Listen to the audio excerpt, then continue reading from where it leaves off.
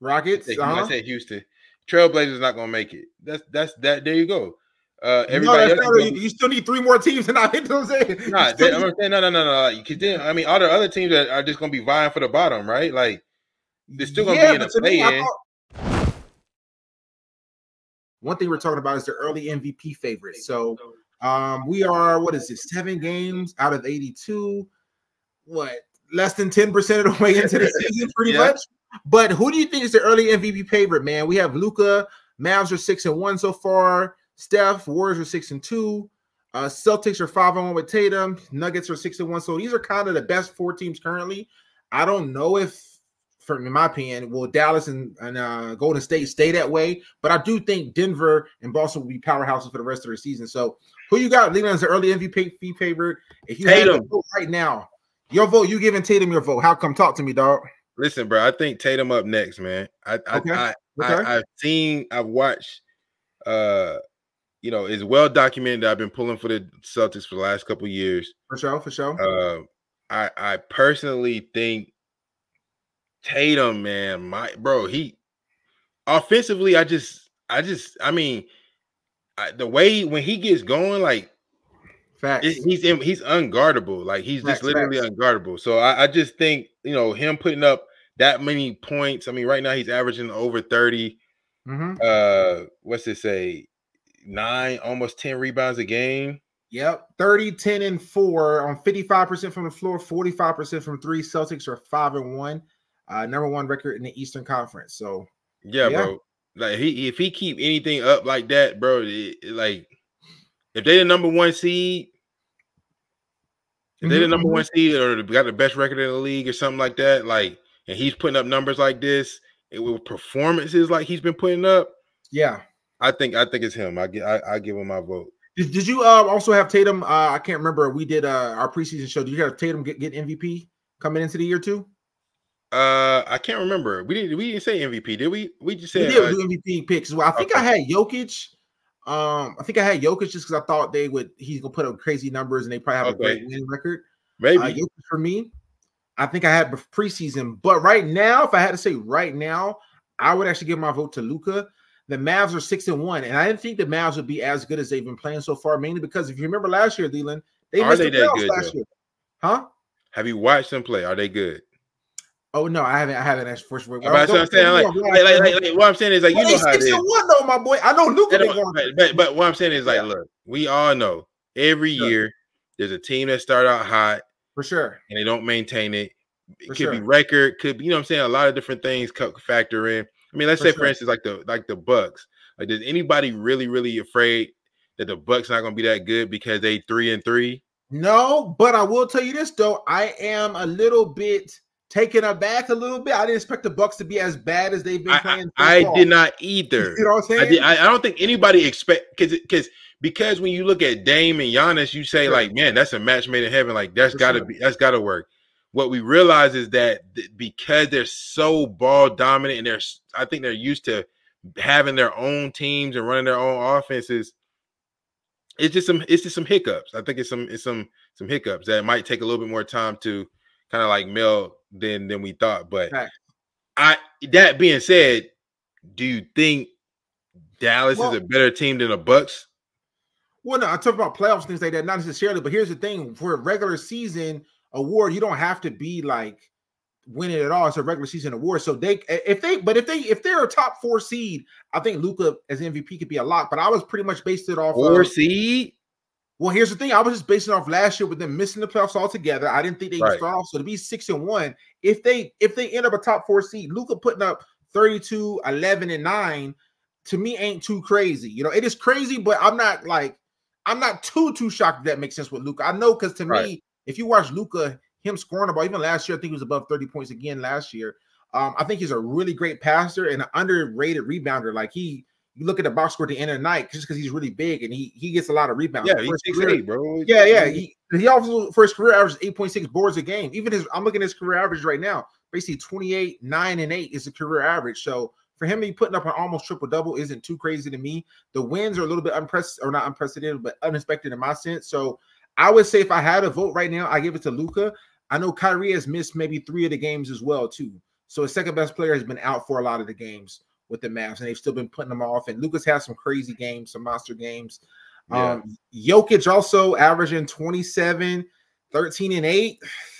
Listen, that's what we'll have preseason. I think so. Right now, I'm giving a vote to Luka, but I think Jokic for the whole season is still a good bet. Just like Tatum. I think even Tatum with the Celtics playing the way they are, I think that's still a good bet too. You know I mean, listen, this is what I'm saying. Like, talk to me. And it's too early, right? But I've been watching the Celtics. Aside from tonight, which I actually watched that whole game and they lost.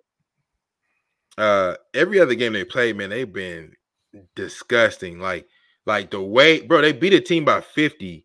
Yes. Like the way they're destroying teams. Like people have, I've seen a couple people in YouTube space was like, bro, 70, what is it? 73-9. Even better. What's the next one? 70. No, that's the record. 73 is 9 in his record. So you're talking about 74 and 8. You thinking? Yeah, people have said it like that. I'm not saying. I'm not saying that. Even if it gets to like 69 wins, 69. Bro, that's what I'm saying. Like if they just find a way to win a lot of games. Yep. And Tatum is averaging 30 on that team. He's going to be MVP. With a squad like if Brown is averaging, I don't know what he's averaging right now, but say he averaging like 23, 24, and Porzingis giving you another 20, 18 or so. Yeah, 20. 18, 20. You think you could be like, okay, yes, he's their best player, but dude, the squad is loaded. You think there could be a tax on him a little bit where you look at maybe Jokic's best player, second best player, Murray. And I feel like it can be okay a little bit, but bro, if he's putting up 30 and 10. I mean, that speaks for itself. That's true. Like it's really hard. Like, and I think what I'm saying is like, even like tonight, like you seen, like if you watch the game in fourth quarter, like Tatum had like a stretch of about 3 or 4 plays where it was just like, dog, like nobody can do that. Like the way he scored so many different ways, and it makes it look so easy. Like if he's closing out games for them and they are winning because of him, and he's got, I can see that. Averaging 30, and they got a good, like, you know, like I said, they got the best record in the league. Like I think that's where it will kind of like it'll wash out if he's closing the games out for them, and they have the best record in the league, and it's not close.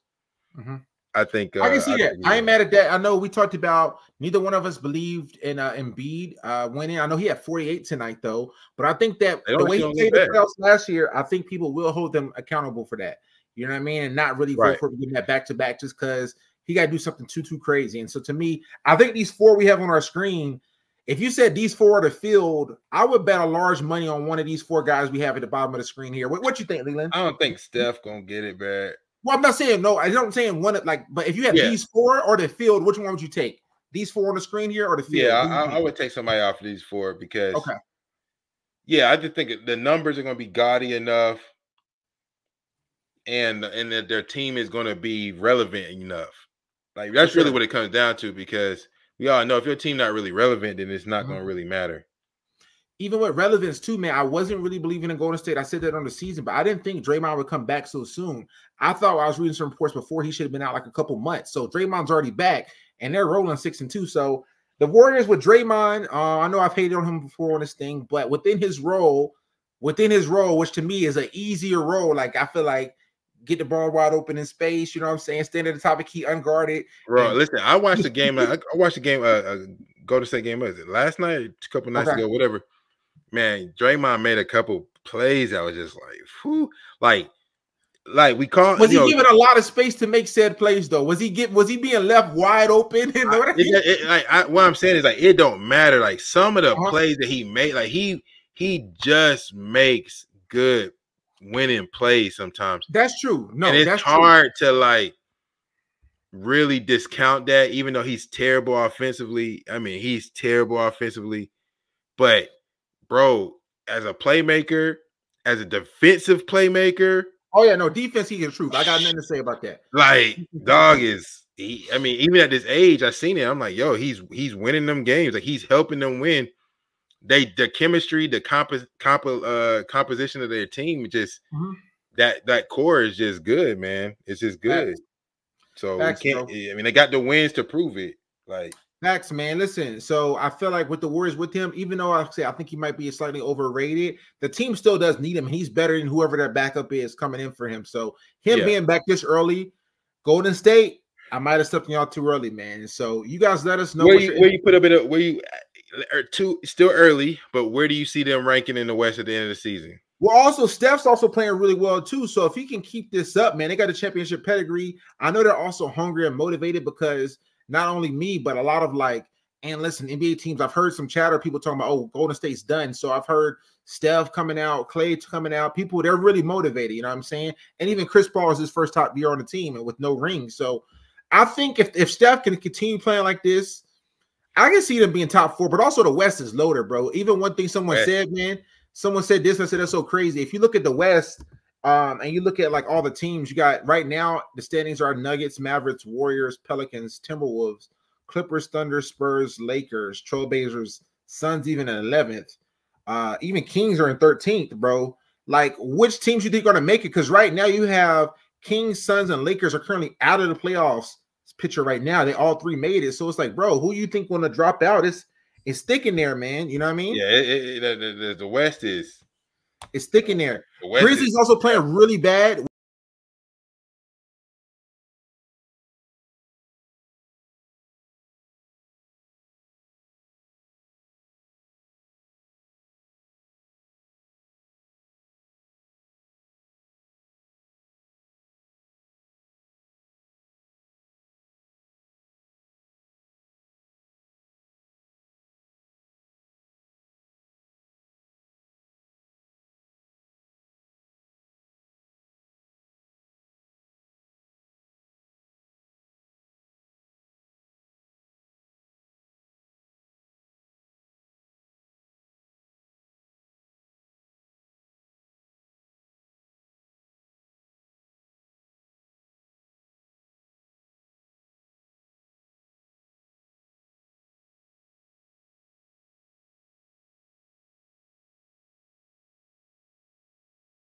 For sure. Grizzlies not going to make it.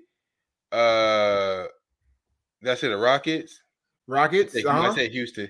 Trailblazers not going to make it. That's that. There you go. Everybody else. You still need 3 more teams to not hit those. I'm saying no. Because then I mean, all the other teams that are just going to be vying for the bottom, right? Like they're still going to be in a play-in. I thought. Go ahead. So you said Suns, Rockets, not Suns. That's the Trailblazers, Rockets, Jazz, Grizzlies.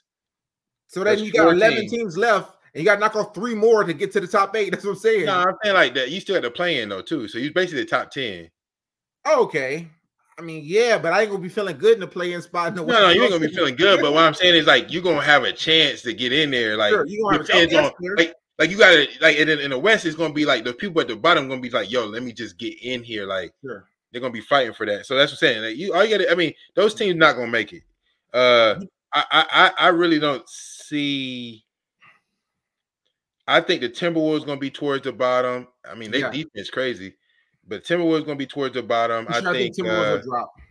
I think the Thunder gonna be towards the bottom. I think the Spurs gonna be towards the bottom. They should probably drop. Spurs probably should drop. Yeah, that's true. That's true. The Lakers probably gonna be towards the bottom. Hopefully not, man. Don't say that now. Relax now. relax. But so, you know, that's why I see, bro. I mean, the Kings might be around there too, man. Because the top team's gonna be, I think, the Nuggets, Warriors. I mean, I feel like the Suns should be up there. I think the Suns should be higher. I think they'll go higher as the season goes. I think so Clippers too. I feel like the Clippers like regular season at least they should be hooping. I feel like Clippers is like a 6 seed, man. Honestly, that's fine. I feel like the Thunder and the Spurs gonna surprise some people. I think the Spurs gonna surprise some people, bro. I think the Spurs going. I think the Spurs in the playoffs. I think the Spurs in the playoffs, bro. Hold on. Let's get to this chat. Them boys streamer said a couple of different things, and then I'll get to your point. So he said, hold on, Lynn. When I said the Thunder the other day, you laughed at me. I said, wait. I did just say the Thunder going to be towards the bottom. Like, I think they're going to – I see them, like, they a scrappy team.